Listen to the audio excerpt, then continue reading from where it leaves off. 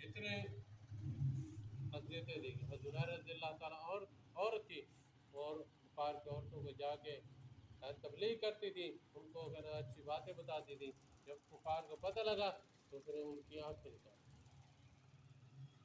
میرے بھائی بزرگ دین کی عبادت کے لیے حضرت حمزہ رضی اللہ تعالیٰ کے 5 بیٹے تھے، انہوں نے 5 کے 5 کو اللہ کے راستے میں جنگ میں بھیجا اور بڑی اچھی ترغیب دی، بڑی رات کو ان کو نصیحت کی کہ بھئی. اور جب 5 شہید ہو گئے تو اللہ کا شکر ادا کیا کہ میں 5 کے ساتھ جنت میں.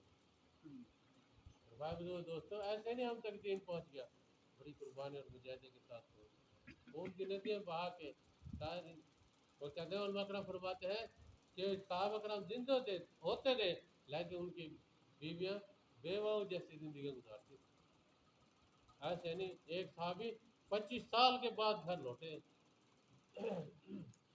جب گھر آئے علماء کرام فرماتے ہیں کہ جب وہ گئے تھے تو بچہ ماں کے پیٹ میں تھا، اور جب آئے تو وہ بہت بڑا ہو رہا تھا.